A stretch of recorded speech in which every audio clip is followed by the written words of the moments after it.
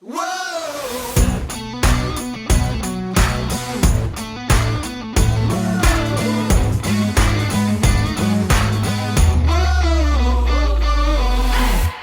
Welcome to the What's Our Verdict podcast. We fashion ourselves cinematic judge and jury. My name is JJ Crowder. I'm here with my co-host, Mattson. Better red than dead. And Alec Purchase. Let's get it. It's gonna stick at some point, Jay. I know this is gonna fuck with me for a minute. Like, it's good having you back, but my intro You ruined the intro, man. Yeah. I ruin a lot of things. Oh, shit, I love it. Yeah, welcome. We appreciate you tuning in. Go ahead and hit that follow, subscribe, like, bell notification buttons. Tell a friend about us. Tell a time-traveling teenager about 30-year-old who looks like a teenager. Gotta love the 80s. Yeah, or tell a mad scientist that creates time travel about us. So, yeah. Before we get started, though, let's not forget that we are sponsored by Manscaped. Yeah. Alec, I understand that. I planned a bit. So I thought to myself, what's the best way to show what Manscaped can do? And I figured it was right here on the podcast. So if we look this way, we see not Manscaped, right?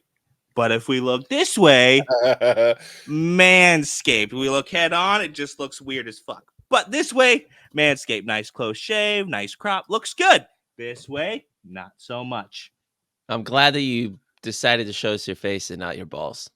Yeah, I was a little worried there for a second. Please, that's the Patreon only show. Well, now Charles knows what he gets to look for. We may never get another Patreon. But Manscaped, we love. And was it smooth? Was it comfortable? Did it pinch the skin? Smooth, comfortable, easy glide. It was amazing. I was doing the bit I was working on was trying to get like cool facial hair shaved in, but I realized you have to be an artist for that. It does not matter if you have no artistic skill whatsoever. So I was like, you know what I can do? I can shave half my face and show a side-by-side comparison. I mean, look at that. Look at a close camera. Look at that. Look at the difference. Yeah, you can see it. It's amazing. To one point, this is the side where it's like, time to shave. This is the side where it's pretty good. It's fucking me up right now because I'm trying to do it in the camera and it's the wrong way. But it was a phenomenal experience using Manscaped to shave the good side of the face and make it all nice, smooth, no pinching, no redness, no irritation. Amazing. Can't wait to try it on my balls. I have tried it on my balls, the 5.0 and everything, and it's nice.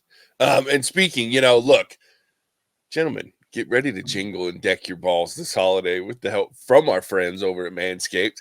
They are the leaders in the below-the-waist grooming game. We got the T-shirts. Thanks, Manscaped. They have just launched their Performance Package 5.0 Ultra, but I like to call it the small gift for your big package. So it features Santa's #1 helper, the Lawnmower 5.0. Manscaped can guarantee you'll be stuffing more than just your stocking this season. Let your ornaments shine and enjoy 20% off plus free shipping at manscaped.com with code THEVERDICT, all one word. Mrs. Claus will definitely thank you for that. So, Mattson, you've been using them for a while, haven't you? Like before the 5.0, now that you have the 5.0. I had the 3.0 lawnmower, but it's always good for an upgrade. Just like when you get a new iPhone and this lawnmower 5.0, it's smooth, it's sleek, and dare I say it's sexy. Makes my balls look sexy. Yeah, I was impressed too with and I talked about it before, but the weed whacker. I think that's my favorite part. Like, I shave my balls on occasion, but trim them up. Jay's got a lot of nose hairs. I've seen him in person a few times. It's a problem. No, and then the ear hairs, the older I've gotten, like the weirdest thing was the first time I was getting my hair cut, and I had the dude always trims my beard for me a little bit too. But then he's like, you want me to get those hairs in your ear? I'm like, well, fuck, yeah. Like, I didn't know I had them, but sure, appreciate you. So now I do it myself. That probably hurt a little bit when you realize that you're like, dang. Yeah. It's one of those things that comes with age, but so it is what it is. I'm proud of us. That was like the most normal ad read we've ever done. It was beautiful. I know. So as we wrap it up, get 20% off and free shipping with code TheVerdict at manscaped.com. That is 20% off with free shipping at manscaped.com and use code TheVerdict. Give the gift of Manscaped this holiday season. Your balls and others' balls will appreciate that gift. So, yeah, thanks, Manscaped, for sponsoring us. And we'll have, I'm sure Manscaped will come up again more before the episode's over. But let's talk movies. We are into our third movie of the movies that are worth the rewatch month of December. And we're jumping in with Back to the Future. It was released July 3rd, 1985. It was written and directed by Robert Zemeckis.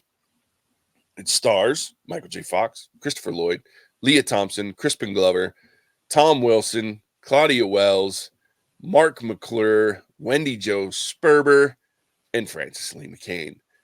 I love this synopsis. Marty McFly, 17-year-old high school student, is accidentally sent 30 years into the past in a time-traveling DeLorean invented by his close friend, the maverick scientist, Doc Brown. Not to be confused with Top Gun Maverick. Yeah. It's crazy. Maverick. Yeah, the maverick. Why did they say like wily, weird, kooky old scientist? Oh, Christopher Lloyd came up with that synopsis. Probably. 100% that was Christopher Lloyd. Probably. Maverick, please.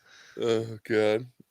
Yeah, I was like, why don't you just put mad scientist? Why is it like maverick? Like, you don't need to make Doc Brown cooler. Like, he's already cool. Like, it's just an in vain effort. You know what I mean? So, I don't know. But I did laugh the first time as I was prepping for that. I was like, oh, God, what a dumb thing to put. All right, I have a couple trivia questions for you guys. Okay. How many times do you think this movie was rejected? Alec, what's your guess? I'm going to go with the nice round, even 37. JJ. Is JJ 12. going to go, you said 12? It was, Alec, very close. 40 times. Wow. They just didn't think we'd be interested in time travel movies back then. And I mean, I guess I'd have to defer to JJ, who was a very small, I mean, when did this movie come? It was like 80, what year 85. did this come? JJ would have been 4. a very small child. Yes. Yeah, it was 4. Look, I love this. That's crazy. And this movie had a lot of weird issues because it originally wasn't set to star Michael J. Fox. No, it wasn't. For like 3 weeks. They had already started filming, and then Robert Zemeckis is like, "This shit isn't working." And I can't remember who it was. Do you have it in front of you? Yeah, I have it. I have it up. It was Eric Stoltz. Yeah, which, if you know Eric Stoltz, Flash, that's how we know that is from the Flash movie. Yep. Yeah, that would have been, I mean, you can't even, you're like, what? Like, no, it could never have been that. But it's funny because that's sometimes how things, granted, I don't think most movies, when they recast film for like a couple weeks, they just try it out. They're like, no. All right. What do you think this movie was originally going to be called? I'm just blown away. I'll give you a hint. It does involve space, and it involves a planet. Involves a planet? There's a planet in this name, and the word space is also in the name. You're never gonna get it, but it's funny. What maverick scientist takes Jupiter teenager back in time on Earth? Not a bad spaceman from Pluto. I was about to say, just so you know, I was about to say spaceman from Mars, but where is the Pluto? Where does that even come from? I can't remember. I can't remember the reference part of that. It's because when he comes in to scare his dad and he's Darth Vader, they did. There's an original there is a cut scene that was on the floor where he says, "I'm Darth Vader from Pluto" or some shit, but instead of the planet Vulcan. So I think that's probably where it came from. Got it. Okay. Last one, at least for now. What originally was supposed to be the time machine, but was changed because they didn't want to have children climbing into them thinking they were time machines? I know this one. I know this one. I know it. Pick me. Go, Alec. Hold on. Machine. Hey, No, you're wrong. But Damn JJ, but not a bad guess. He's on. It's a household thing. He's in the. Well, of course they don't want. What do you think, Jay? Sure. Oh Not a bad guess. That's a great guess. God, it's a household thing. You could very much guess it. It's used every day. A dishwasher. Not a bad guess as well. A refrigerator. Oh, I think they picked that because it was big enough, like theoretically fair, easier for like an adult to get in there. But that just cracks me up that we're so impressionable. Because like, Dad, I'm going in the fridge. Like, they were worried about that. They're not wrong. I can But see. how does that change? They change it to a car. What you're a kid, you're just gonna try and get in your car and hope that you go somewhere. But I guess it's less dangerous, maybe. All 'cause they you're not- did is slow that down by about a decade because every 16-year-old I know is like, I'm going 88. 88, yeah. Yeah, I was like, well, you're just gonna encourage teenagers to drive really fast in hopes that, knowing they wouldn't go time traveling, but they would feel like it. I don't know. Just crap like that makes me laugh. Well, I'm just wondering how you get a refrigerator up to 88 miles an hour. Hey, that's some TV show right there. I'm sure there's a way. It feels very Indiana Jones and the Kingdom of the Crystal Skull things right there. Like, surprised he didn't go back in time. Oh, wait. He waited till the next movie for that shit. Thanks, JJ. You're welcome. Well, So- that concludes trivia with Mattson, Yeah, hey, aka the real Ginch. It was good trivia. I like that. Well done. Hey, this is one of my favorite movies, and I think it holds up, in my opinion. Like, it's funny, and it's one of those things that as an adult, like, I watch it a little different. Like, when I was a kid, I didn't realize the uncomfortable, like, make-out session with his mom at the end of the movie was like, it was like, that's kind of funny. He made out with his mom, or his mom kissed him, and then you're like, but as an adult, I'm like, it never gets less weird. Well, that scene is cringy. You're like, yeah. I mean, there's some parts of this movie where you're like, yeah, this was made in the 80s. Like, there was some shit they didn't really care about back then. But there's certain things about, like, I love the whole, like, the weird things that happen that you have to look at it and go, is it a coincidence? Because he changes the future, right? Like, his parents are definitely in a different situation when he gets back, but there's still, like, the subtle, interesting things, like, did he invent the skateboard? You know what I mean? So I enjoy those little weird moments. Those are the things to me that make this movie, one of the things that make this movie, besides the fact that it's just fun and entertaining, and Michael J. Fox absolutely is great, as is Christopher Lloyd, as is Crispin Glover.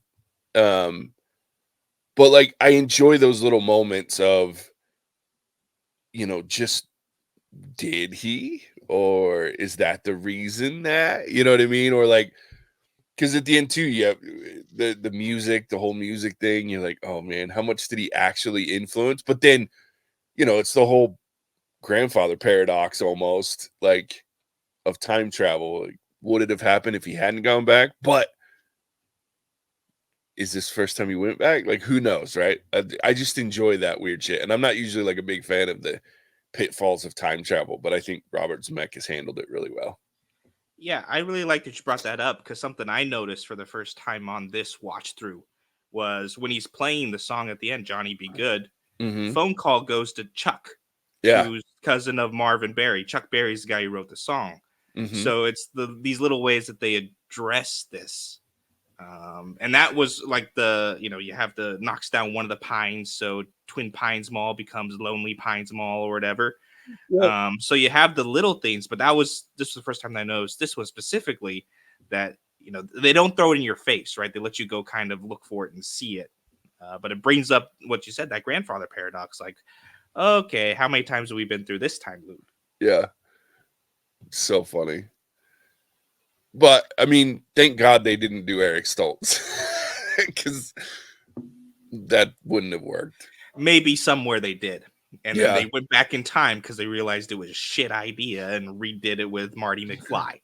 What was the show? There was a show or a movie recently that there was time travel or at least universe hopping. And instead of Michael J. Fox, they went with It was the Flash. Was it the Flash? It was the Flash, yeah. That's right. Because he got it tattooed Oh on his yeah, leg. that's right. That's right. Eric Stoltz. He had him on his leg. That's how unmemorable the Flash was. You even said it, and I forgot that was actually the movie that was. So that movie pissed me off. But no, this movie is absolutely one of my favorites because of like how subtle it can be, and yet how in your face. Like the whole Darth Vader thing, dude. Still to this day, like I laugh out loud for a few moments when I'm Darth Vader and he slaps his chest from the planet Vulcan. It's fucking great. To me, this movie, one of the things that always sticks with me is, a movie's done something right when you can hear a song and when it makes you think of a movie. So like with, not to reference this movie just yet, but like with Remember the Titans, there's two songs that I should be able to think of off the top. Nah, And, nah, nah, yeah, nah. that, and then there's another one, like the Country Road. No, is it Country? No, it's not that. It's a different one. Anyways, but in this one, it's I don't know the title of the song when he's playing the guitar at the dance. Johnny Be Good. Yeah, there you go, Johnny B. Like anytime I hear that, because Tay loves to listen to oldies music, and it's on it, I'm transported like right back there. That scene, all that surrounding it, and it just makes me feel good. And that's, I think, the premise of this movie for me is it. Like Jay already said, it holds up well. The practical effects in this movie, there's not really. I guess maybe there's some like, I don't know if there's CGI special effects. If there is, it's fine, but. This movie relies a lot on practical effects, and the acting, albeit not the most incredible, but so 80s and perfect. It's just, there's so many, like, I love the over the top characters, like Biff, for instance. I love how more over the top he gets later, but I love how it makes the 50s, 60s look cool and trendy. And I'm like, man, I'd love to go back to that and be in a diner and do all those things. And it just takes me to a time period that I've never lived, and I'm like, yeah, I could go back and do that. And there's so many good liners in this. I mean, one of the most famous one-liners in all of cinema. Great Scott! And it almost didn't make the movie. And it's just crazy to think like something like that wasn't written in. But I think many of those one-liners like that, the actor tries it out and they realize like, hey, I think I got something here. Yeah. I agree. Like, it's one of those things where there are certain things that come from this movie that you just and everybody knows it, right? Like, it doesn't matter. Like, you said Great Scott. The other one I always think of is like the whole when he plays the Johnny B. Good, and he's like, you guys may not be ready for that yet, but your kids love it. And that one's become like this huge meme all over the internet too, right? Like, there's shit that they use that for. And like, that's the thing. It's like, it's 1985. This movie is coming up on 40 years old, and it's still immensely quotable, and people just know Back to the Future and its sequels. And it's just, yeah, it's one of those things that every time I watch it, I still get excited about at least certain parts of it. Like, I always laugh to it, like when he first gets back and he immediately tries to go to Doc Brown. And like, Doc's even more cuckoo than for Cocoa Puffs in the 1950s than he is in the 1980s. And so he's like, doesn't believe him, and he's messing with him, and then like talks about it takes the flux capacitor for him to figure it out. And the bump on the head thing. So I just like, I don't know. It's just one of those things that I can watch this anytime, and I just get I feel like a kid again when I'm watching it, and I just enjoy. And there are issues with the movie that I'm sure we'll talk about, but like, I forgive them immediately. You know what I mean? Because it's just so fun and it's so entertaining. And Michael J. Fox is so charismatic that you're like rooting for him the whole movie. Even when he's doing dumb shit, like, and it's got one of the greatest openings ever, like with the stupid giant ass amplifier speaker, and he blows himself into the back of the room, and the phone. It just, yeah, so many just memorable moments that are just silly and fun. All right, question for the both of you: do you feel like Is this the most memorable vehicle in a movie or TV show, or does Knight Rider or some other like Aston Are we Martin talking with James Bond? specifically cars? Yes, Then yes. vehicle. Well, I was thinking Millennium Falcon's technically a vehicle, and I put that above the But that's DeLorean. not. But if we're talking cars, I'm going DeLorean. What say thou, JJ? Trying to think. Yeah, probably. I can't think of a different one. The only thing, no, I was gonna say maybe James Dean's vet. If it was it a vet? I don't remember his coupe, like his. I don't remember. But that takes an old soul like me or Alec to think about. Yeah, you but pull up a DeLorean, everybody knows what it is. sure, I think There's not a everybody soul can say alive. that. Yeah. Because even Knight Rider, some people, I don't They know wouldn't if they guess would it right off the fully be able bat. to They'd get be us. like, that looks familiar. I mean, the Yeah. only one that might be more is the Batmobile, but I'm still That's taking fair. the DeLorean over the Batmobile, I think. Yeah, I agree. I think, and especially because the DeLorean is the DeLorean. Like, there's no misunderstanding what that's from. Like the Batmobile, there's been so many iterations. Like, it's like, well, which one are you talking about, right? Yeah. With the DeLorean, it's I would say it is. I think it's the most recognizable and attached to a certain franchise. Did you guys? So I almost bought a DeLorean when I was yeah. How So many of those did they make? I thought there wasn't a ton of them even made. there wasn't a ton of them made, and there's even less left. And so when I grew up when I was living in Kentucky, Tennessee area. So I was 15, I think, and I got my learner's permit and my license early there because we lived out in the middle of BFE. Jay, there's only 9,000 made Yeah. from 81 to 83, and they went bankrupt at 82. So, okay. Yeah. I mean, you're already making this. This is already interesting. Yeah. So when I was living in Kentucky, my one of my best friends at the time, Caleb, lived across the street from this old guy and his wife, and it was always under this like car cover, right? And we didn't know what it was, but you could see it was sitting there. And one day he took that car cover off because he was showing it to somebody, and I'm like, holy shit, that's a DeLorean. And I'd never seen one in real life. I'd just seen Back to the Future a million times as a teenager and a kid. And I was like, that's a DeLorean. I mean, again, it's instantly recognizable. Even without all the shit in the back for the time travel thing, just the DeLorean is there and it's instantly recognizable. And I was like, man, so the guy was saying he was selling it. Well, I had my license even at 15 because we lived out where buses didn't run. And so they gave you a license to be able to go to high school. You were driving since you were 10. Let's just tell them. Pretty much. So I was like, I went to and the guy was selling it for like $5,000. And at the time, it was kind of a weird transition. It was like early 90s or mid 90s. And so it wasn't like,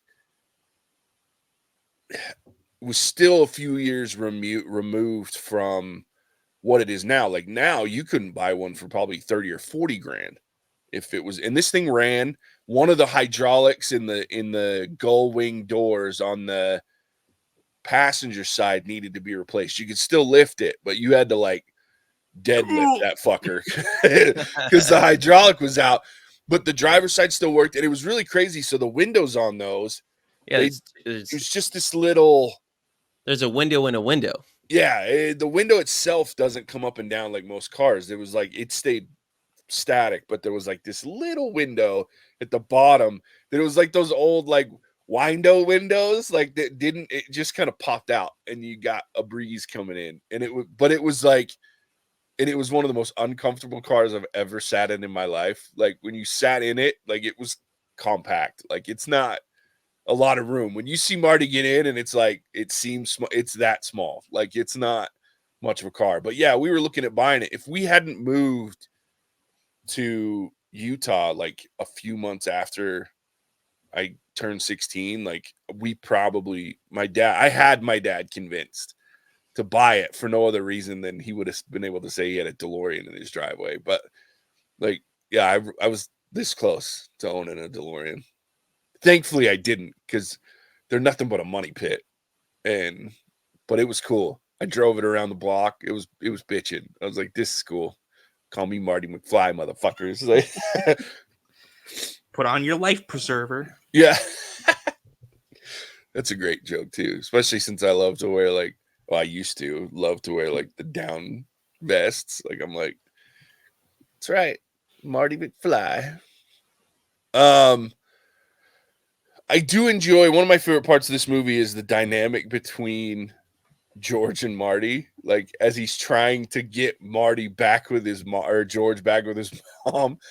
Like I just enjoy Crispin Glover's performance. And it's sad that eventually, like, there was a big fight between Crispin Glover and the franchise because he didn't want to do anymore. And so they, speaking of digital effects, they superimposed his ass into later films. But I love Crispin Glover in this, like how just awkward and goofy. Like every time Biff's messing with him, he's like, yeah. Okay. How much money you got on you? How much do you want, Biff? Like it's just so Well, Biff, I figured because it wasn't due till Monday. Such a simpleton.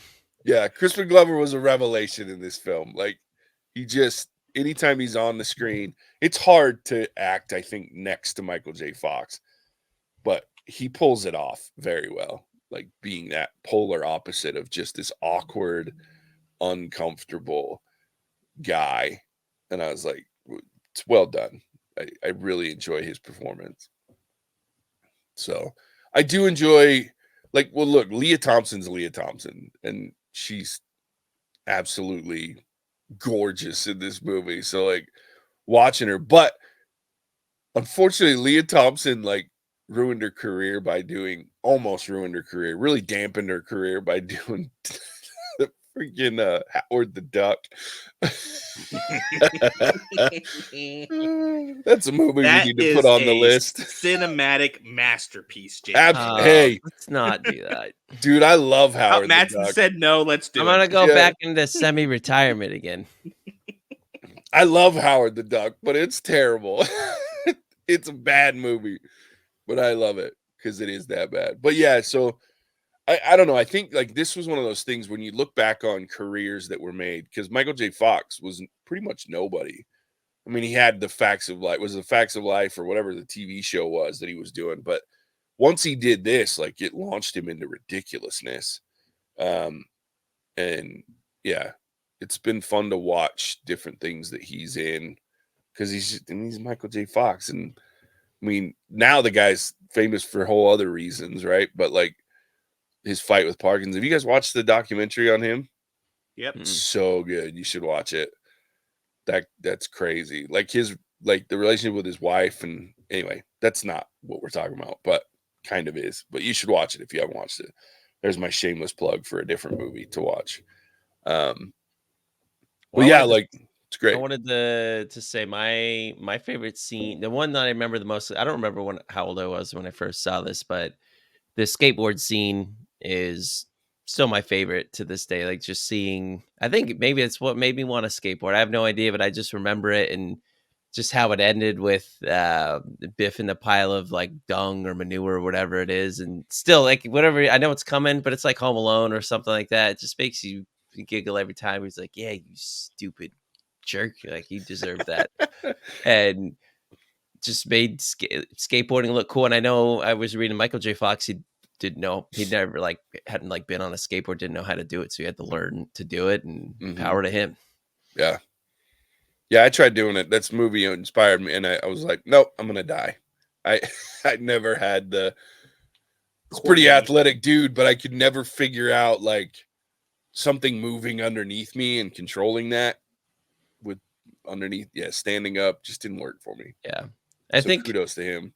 What I like most about it is just that scene, and really this whole movie just was really creative, fun, at times whimsical, and just imaginative. And I think that's why coming back to it, this is a type of movie when my son is older, like as soon as a movie he can like grasp it and hold on to it, like this will be something I'll watch immediately with him just because it's fun and it doesn't get old. And it's one of those that you can pop in and pop out a lot of different scenes and just be happy that you're watching it, whether it's Crazy Doc or the terrorists or the cool car. I mean, there's just so many things you could be like, that's like dope. Or so just something Mhm. fun. Yeah. And I want a remote control actual car. That would be sweet. Like every time I watch this, like that's Mhm. one of the first things when you're watching Doc control it with Einstein in the freaking thing, and he's like driving it. I'm like, I want an actual car that I can control with the remote. That would be dope as hell until I wrecked it. But yeah, I'm with you. And I think one of the other things that makes this movie hold up is even though it's older and like the story itself and like the companionship between Doc and Marty, and then like all of the relationships in this movie, and they do such a good job playing off of each other that you actually believe it, like that they're there to help each other and they're working on it. And then it's got some of the craziest, funny, like interesting scenes, and it has some tense, like intensity to it, right? Too, like you have this moment where you're like, man, is George gonna come through? And then he smacks the shit out of Biff, and you're like, yeah, get him. And then there's like Doc Brown hanging from a freaking bunch of cables from the clock tower, and you're like, is he gonna drop it? Like, as it like, I remember as a kid watching that thing rip his pants as it's sliding down, and I'm like, oh shit, Marty's gonna be stuck in 1955. Like, Mhm. so they do a good job of keeping, while there's some silliness and there's some comedy, it's got a little bit of everything to keep it interesting. So yeah, I mean, really good job to Robert JJ, Zemeckis. you forgot to mention the cool town model that they Oh yeah, mocked up just to like set the scene. I mean, every good. It wasn't a heist, but it was. I guess you could call it a time heist in a sense. Every heist needs it. yeah, yeah. Well, and that's another testament to this movie is like even in Endgame, like they reference it, right? Like, is your whole plan based off of Back to the Future? Yeah. That's good because that would be stupid. I mean, Back to the Future was complete bullshit. Yeah. Mhm. That's actually a great segue because of this movie. Mhm. It's used in multiple like scientific. It kicked off a lot of scientific research about time travel and like the physics behind it and like the possibilities of time travel. So there was like a huge uptick in like the theoretical physics Mm. because of the creativity it spawned in that field. So movies can do things when you're just making shiz up. You might get some smart people to see if it is real or fake. The Absolutely. power that screenwriters have is ridiculous. Yes. I tell you, so what I love is Christopher Lloyd, Doc Brown, Mm-hmm. because even the background acting that he does is amazing. Like his little facial expressions, the wild hair, whole 9 yards when he's hanging off the clock tower. You get this great intense scene like you were talking about, and then it's over because he's ready to plug and go, and it's done. And he gets, and his face, like eyes bug out, and it just ticks it right back up in the intensity. Yeah.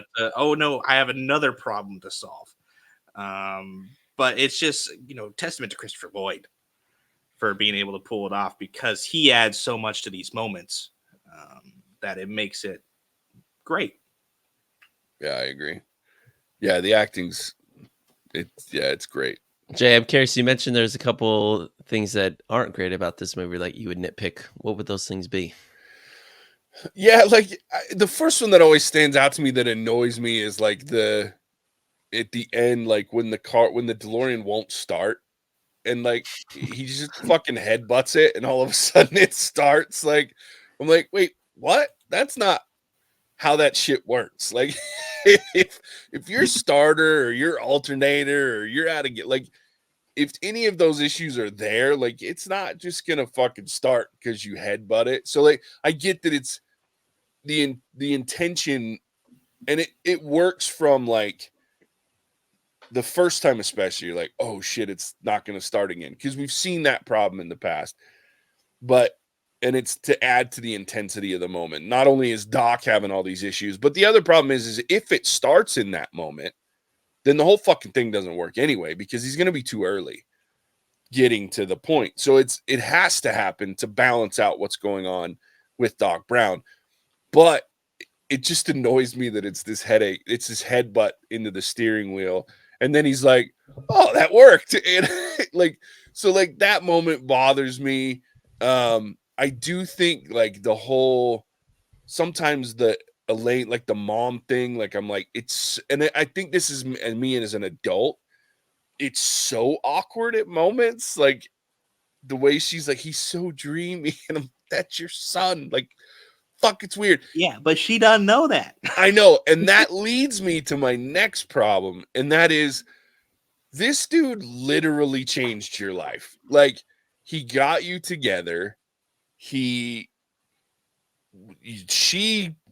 wanted to do things to the man until she actually made out with him. And thankfully they leaned into that felt weird, right? Like, so that cleaned that up. But then as adults, like, and I realize it's 30 years later, but do you really not have some recollection of Marty from the future or the past when you're in the future? Like, why does my kid look exactly like the dude that, like, I would think that George would be like, wait a second. Hold up. Did Marty come back sometime 17 years ago? Because our Marty looks a lot like that Marty. Like that's, and I realize you have to, that's a suspension of disbelief thing, right? But the older I get, the more I watch it, I have to think about, I'm 42 years old. I would recognize someone that was that. I may not remember their name. I may not remember exactly where I know them from, but I would see that face and go, I know that person, right? Even though I would be 12 years old, I would be like, And so that's a hard lift for me. I think that's the one thing that bothers me the most is the whole, how does George and Elaine not recognize Marty from, anyway. That's probably but those are the couple of things. And again, they're nitpicky as shit because they don't impact the entertainment value or the fun that I have watching this movie, but they are things that I think about. What I always think about is the terrorists, because like Doc knew he was remember he was like gonna die or whatever, and he could have one probably written like a longer note, and two, he wore like a bulletproof vest, but if he knew he was gonna die, I don't know, like maybe protect your head too or something. And he was like surprised. He shouldn't have been that surprised. And it's not like a plot hole, but it's just one of those things you're like, like you think about it more, and you're like, I mean, he could have done that maybe a little bit differently, but it's also Doc, and he's just stupid and smart at the same time. That's fair. What about you, Alec? Anything that bothers you about the movie? Not really. Like, there's nothing that stands out as would be an issue. I mean, I just really love the fact that Mattson gets an appearance in the school dance scene. Cutting in McFly. That's funny. No, but nothing really sticks out as being an issue or a problem, because I like to see those little connections, and when they do connect, it kind of dissipates anything that would be like, oh, hey, that's an issue. But you can kind of chalk it up to, life kind of takes its toll or whatever. Like, funny moment, Goldie Wilson, when he's a young kid, talking about how he's going to clean up the sparkling white clean town. Yeah. And 30 years in the future when he's mayor, it's a shithole dump. Yeah. And that I think that's a good thing. Everybody's like, oh, I could be a politician or whatever. I'm going to clean it up. And then you get there and nothing ever really changes. Yeah. I love that line too. Good. You can start with the floor. Oh, shit. No, that's a good point. I like that. And I always, Mattson's appearance. That's great. Savage. I was just looking this up. I didn't realize this. Next time I watch it, I'll have to pay attention. The clock tower, because they have to time it like exactly right. There's no second hand on the clock tower. It didn't dawn on me. So the fact that they could be that precise, not even really physically possible at that point. But it doesn't detract from anything, but it's a funny thing because you probably would have missed it. That's funny. I had never noticed that, but that's good to know. Cool. Should we rate it? Let's do it. Okay, this was my pick, so I'll go first. Look, guys, it's a 5. It's like there are very few movies that I can think of, and I've seen a lot of movies, and I still watch a lot of movies.